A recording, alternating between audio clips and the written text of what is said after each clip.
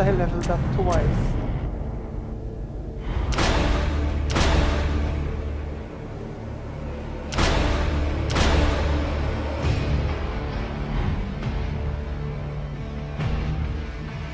Oh wow. I'm surprised there wasn't a credits after that campaign. There's usually credits, you know? Well, in that case, let me just talk a little bit about the game. It was fun. The campaign was excellent. It was a really good campaign, actually. The soundtrack of this game, it's not anything special from what I've heard.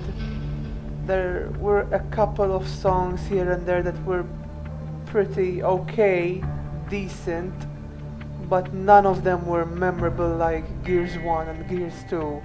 Those two had such amazing soundtracks. This one was average at best. But the graphics, wow, they are amazing. They're the best graphics so far in the Gears games. They're even better than Gears 3. I really enjoyed the graphics. There was some parts where the graphics were just amazing. Like, maybe if you remember, at the beginning there was a tree that was on fire and it looked so amazing. So yeah, the graphics are great. The characters, Bird and Cole, we're used to them by now. They were okay. They weren't like amazing in this campaign, like Marcus for example. But let's talk about the two new characters. Sophia, she was okay. I kind of like Anya better, even Sam. But this one, she was okay. It was interesting seeing her story. Like, she was trying to become an Onyx, a member of the Onyx, but she wanted to basically, she wanted Baird as her captain, you know? She wanted to follow his orders, not Loomis's orders. And that meant risking her position as becoming one of the Onyx, so it was interesting to see what choices she would make. And Paddock, oh my god man, Paddock is fucking awesome. He's the best character in this game. Out of all of them, he's the best. He's got a wicked sense of humor. His accent is awesome. I love listening to his voice. And it was interesting seeing his relationship with the other Gears and especially with Loomis, since he's part of the UIR. He's not part of the COG. He joined the COG as part of that operation called Open at Arms, I think it was called. But yeah, he's from Goroznia. So it was interesting seeing his story. He's basically the COG's enemy before the Locust even showed up. So I never expected to see a Goroznian soldier fighting alongside the COG like that. But it was interesting, you know? Even his face, he's all scarred from one of the light mass bombs that the COG deployed sometime before this game had happened. But he still joined the COG. Like, even Professor Elliot, for example. He's the one that's in charge of this light mass missile thing. And when you're on that mission to go save Professor Elliot, Paddock didn't seem to have too much of a grudge, you know? So even with Loomis, for example, Loomis was basically gonna execute them no matter what after that trial. But when that part happened where the drone took Loomis as a meat shield and Paddock grabbed that long shot, he shot the drone instead of Loomis. He could have easily shot Loomis if he wanted to, and just be done with it, you know? But instead he chose to save Loomis. So it seems to me that Paddock isn't the type to hold a grudge, no matter how big it is, you know? Like, if my own face had become horribly scarred like that because of the enemy, and then I'm working for the enemy, and I'm on a trial by the enemy, and I'm probably gonna be executed, I'd be really pissed off if I were him. I'd hold that huge fucking grudge against the cog if I were him. But yeah, he's basically the best character in this game. His sense of humor is awesome. There were many times during the campaign where he made me laugh, just laugh out loud, and I don't usually do that. But he said some pretty funny things. Let's see, what else can we talk about? The new boss, Karn. Honestly, he was a huge disappointment. I thought he was gonna be this badass like Ram and Scourge was. But I was really disappointed. They showed him in a few cutscenes here and there throughout the game, riding his Reaver thing. But that's pretty much it. Like, they didn't build him up the right way, is how I feel. Like Ram, for example. Now this is spoilers for anyone who hasn't played Gears 1 and Gears 2, okay? Ram, for example, General Ram from Gears 1. They built him up to become this, to look like he's this ultimate badass. The way he moved, the way he ordered the other locusts around, the way he just snuck up on Kim like it's nothing and just killed him with his blade.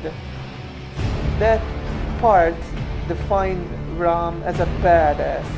They built him up to become epic during the campaign. Same with Scourge in Gears of War 2.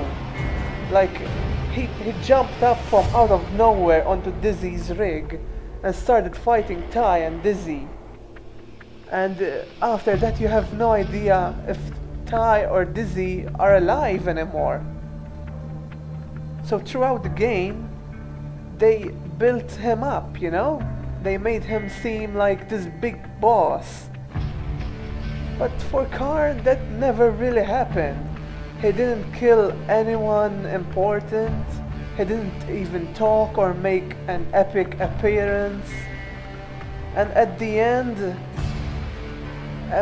of the campaign, the final fight, yes, it was pretty cool seeing him do all sorts of things. Well, basically his Hydra thing did most of the work. Karn himself was pretty much a pussy in my opinion. I mean, come on. When his Hydra died, Karn just fell off and died. It kind of reminded me how Scourge died in Gears 2. Like, he fell off his Hydra and died. That was pretty stupid. That was a very lame death. Honestly, I did not like this boss at all. His name is cool, Karn. Sort of like Carnage, you know? He had the potential to be a cool boss, but in my opinion, they ruined it. They didn't build him up to be a badass during the campaign like they did with Braum and Scourge. But anyway, what else can we talk about? I really had a lot of fun playing the campaign, which reminds me, the classified missions, they were a lot of fun. I had no idea they were gonna be in the campaign. Like I said before, I played this game, I didn't look up very much info. I didn't want spoilers, you know? I didn't want to ruin it for myself. So the declassified missions were a surprise. I had no idea they were in the game. Some of them were really annoying, I have to admit. The timed challenges were very annoying. the ones that you have to finish the section before 4 minutes, or 5 minutes, or 2 minutes, or whatever. I didn't like those parts. I like to take my time. I like to see where the enemy is. I like to play around with the guns. I just like to take my time and have fun, you know? I don't like to be rushed. And usually rushing in these games ends up you dying a lot, because you're not planning where to take cover, where the enemy are, you know? There were some other challenges that were just plain annoying, like those challenges where your vision is impaired by a smoke grenade or a poison gas. Yeah, it was cool at first, but it got incredibly annoying very fast. You cannot see where the enemy is. You don't know what you're aiming at. You can't really do anything except let your partner AI kill each other, not kill each other, kill the enemy locust. Because the AI, they don't give a shit if there's smoke in the room. They're programmed to see where the hell the locust is, you know? But other than that, there were some incredibly fun challenges. And by challenges I mean declassified missions. Like the Cleaver mission, that was fun. I wasn't expecting it actually. I was expecting a bunch of savage Terrans to come out and we'll have like an epic sword fight. Like like it's the anime Bleach or something. But I didn't expect like grinders and locusts with guns that can shoot you from long range to show up, while all four of us only have a cleaver. That was a bit difficult, but then it ended up being really fun, just chopping the locust to pieces, especially the grinder. All four of us COG of Kilo Squad chopping the grinder from all directions. It was awesome. There were some other challenges where it was interesting. It changed the gameplay a bit and it made it really fun. Like, there were some challenges where if they had not been available, I would have stayed with a Lancer and a Gnasher, for example, because that's what I usually do. I use the Lancer for long range and I use the Gnasher for close range. But then all of a sudden you get this awesome challenge where your weapons get switched out. You get a bolt-on pistol, for example, and a long shot. You don't usually use those two weapons together, you know, because they're both for long range basically. And the gameplay changed a little bit depending on what weapons these declassified missions give you. Some of them were really interesting. Like there was one declassified mission I remember. You start out with no ammo, absolutely no ammo. And it was tough. You had to basically just melee the locust until they dropped some ammo. Like it helped change up the gameplay a bit, you know, like add some variety. So the declassified missions were awesome. They were a great addition to the Gears of War franchise. I really liked them. I hope, I don't know if there will be, I hope there will be declassified missions in the Aftermath campaign, which I'm gonna play very soon, right after I finish talking about the campaign. What else can I talk about? The tower defense sections, honestly, I didn't expect them at all. It was a bit strange seeing a tower defense minigame in a Gears of War campaign, you know? Like you had these sentries, you had to place them at certain locations and you have a timer till when the wave starts. I didn't expect that at all. At first, it was kind of annoying because I'm not used to playing tower defense in a Gears game, you know? Like if I wanted to play tower defense, I would go play Dungeon Defenders, for example, or Sanctum 2. There's a shitload of tower defense games on the marketplace, you know? So at first, I didn't like them very much, I'll be honest. But they sort of started to grow on me as I played more of the campaign. They started becoming a lot of fun because they reminded me of the old school Horde, which I can't believe they took out. I mean, look, okay, there's this thing, there's survival, fight wave after wave of the Locust Horde with up to 4 other co-op players.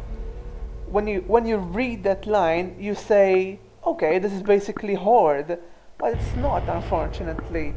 It's called survival for a reason instead of Horde. Like, you can only choose 4 characters, and those 4 characters have like specific weapons. You can't change your weapons. You can't pick up a boom shot, for example. If your character has a Gnasher, you're stuck with the Gnasher for the whole round.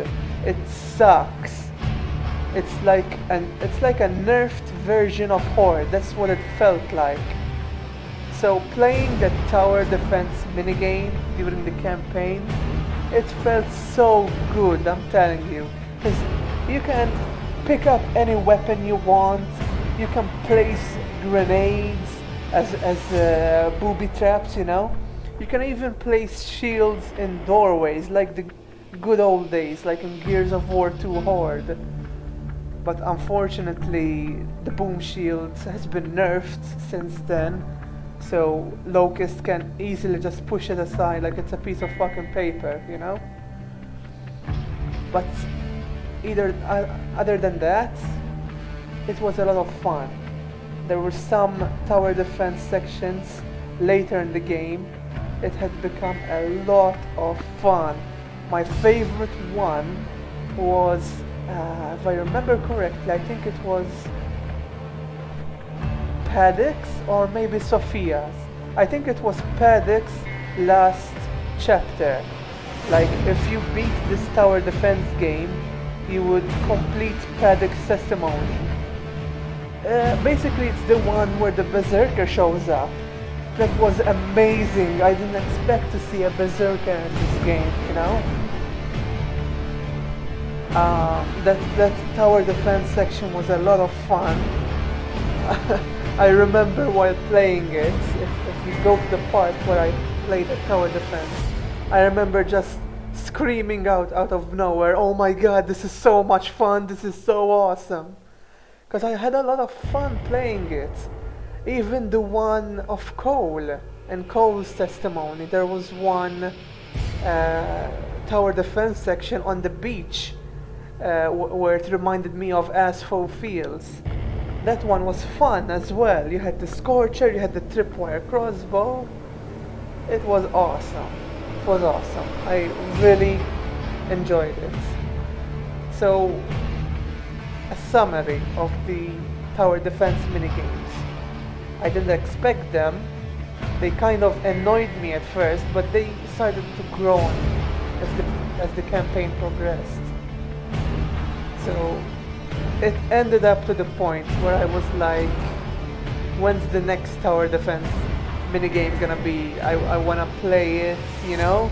I started looking forward to doing another one, but it became a lot of fun. I did not like the Sentinels though. They were helpful, don't get me wrong, but they were fucking annoying. You had to go, once in a while you had to go over to them because they shut down and you have to like restart them. And they do it too often, and they do it at exactly the wrong time. Like, you'd have a Gnasher Sentinel, okay? As soon as the Locust is right in front of the fucking Sentinel, it shuts down. It was really annoying. It happened a lot of the times. Anyway. Well, what else can we talk about? The new weapons, there were some new weapons in this campaign. They were a lot of fun. Like, I think the first one was the Markza. It was kind of like a new sniper rifle. It was fast, much faster than the long shot because it had more ammo per clip. It was a lot of fun. Then there was the breach shot. There was a different version. It was like a modified version of the Markza. It didn't have a scope. It had less ammo, and you had to like sort of like do a mini reload after each shot. But I think the breach shot is more powerful because I noticed it was doing headshots in one shot, while the Markza was doing headshots in two shots. So I ended up preferring the breach shot because of its sheer strength. What else was there? The tripwire crossbow. It was unexpected. It looked like an old-fashioned weapon, you know, a crossbow, in a game where there's guns. But in typical Gears fashion, they made a crossbow that was fucking awesome, you know? It's called a tripwire crossbow for a reason. Like, if you stick the arrows to a wall, the arrow will shoot a beam of light, and whoever passes through that beam of light, any locust, like a drone, a wretch, a boomer, anything, it will blow up. And most of the time it killed every locust within the blast radius, whether it was a Cantus or a grinder. I'm pretty sure it killed the big guys, the boomers, the grinders, the flame boomers in one blast. That's really powerful, you know? I can't think if there was any more new weapons. Oh, the Bushka, the grenade launcher. It's very tricky to use. You need to really be really good with aiming, because the Bushka bullet tends to jump around all over the place. So you need to like carefully aim where it's gonna land, you know? But it's fun. It's a fun weapon, especially in the multiplayer modes, in survival and overrun. It was a lot of fun. It's very powerful. Sort of like a mini boom shot, basically. What else was there? Was there any new weapons that I'm missing?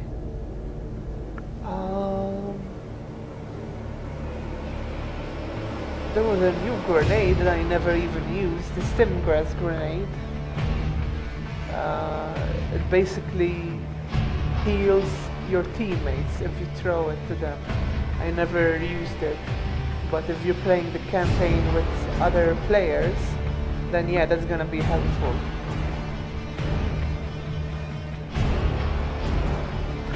I was surprised I didn't see any Incendian, I can't even say the word. The flame grenades, basically, from Gears 3. I didn't see them at all in this game. I don't know if they exist. That's kind of stupid. Why didn't they put the flame grenades in the game? They were a lot of fun in Gears 3. Also, the Hammer of Dawn, it never made an appearance in this game. I was expecting during the last chapter to find the Hammer of Dawn and use it, but it never showed up. It would have been awesome if you could use a Hammer of Dawn during the final fight with Karn. But unfortunately, I don't think there's a Hammer of Dawn in this game, apparently. Overall, I enjoyed the campaign, but as a whole, this game feels like a nerfed version of the other games, you know? Like, you don't have Horde, you don't have Beast. Those were my favorite two modes in the other Gears games. you have survival instead of horde. It feels like a shitty version of horde. And then you have overrun, which is when you're playing as the locust, it feels like a nerfed version of beast. Like you can't play as the berserker. You can't play a lot of the awesome locusts. You can't even play a boomer, you know? Boomers are so much fun. But anyway, I had fun playing the campaign. That's all that matters. I'm gonna take a break now. Then afterwards I'm gonna play the Aftermath campaign. I'm really interested to see what this campaign is gonna be like. It's basically like a side story of the Gears of War 3 campaign. Like it's gonna show Cole and Baird and what was his name? Clayton Carmine. It's gonna show those three characters what they did during the campaign, during the last chapter, I think, of the Gears 3 campaign, where you're playing as Marcus, Anya, Jace, if I remember correctly, and Sam, I think. Anyway, I'm really glad I got to experience this awesome campaign with you guys. This has been my first commentary playthrough and it was a lot of fun to do. Now, I understand that my commentary is quite horrible at the moment. I mean, this is my first time doing it. What do you expect? I'm not gonna be a professional on my first playthrough, you know? I'm gonna need to do practice. I'm gonna need to do a shitload of playthroughs until I get better at this. I've noticed there have been some moments where there was just silence, you know? Like I didn't know what to say at certain parts. Hopefully I'll get better at it and those awkward silences will go away, you know? But other than that, I had a lot of fun playing this game with commentary. Like I don't usually talk while I'm playing games. Like who would I be talking to? Unless my brother is in the room and we're playing co-op.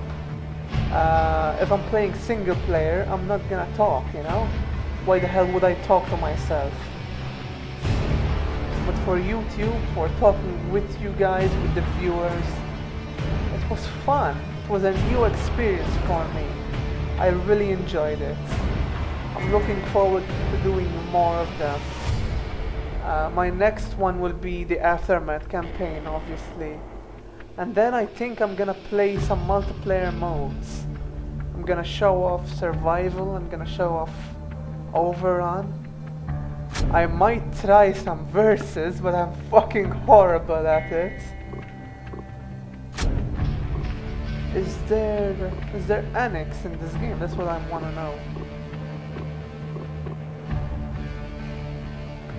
Yeah, this is the one. Domination it's called now. Annex and King of the Hill was some of my favorite modes in the other Gears games, apart from Horde. Horde was my #1 favorite of all time multiplayer mode.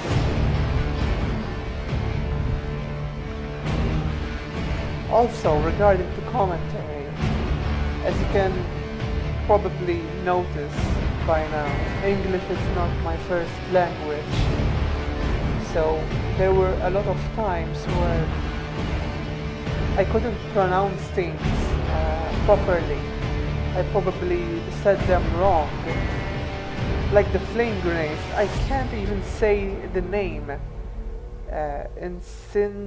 Incendiary, I think it's called. Is that how you say it? Incendiary? Anyway, some words are difficult for me to say because, you know, English is not my first language. but hopefully that will change. I mean, with practice, I should be okay in the future, you know? But anyway, that's all for today. This has been Gears of War Judgment. My name is Nero, Mystyra. I really hope you enjoyed the playthrough. It was a lot of fun. I can't wait to do more for you guys. See you guys next time.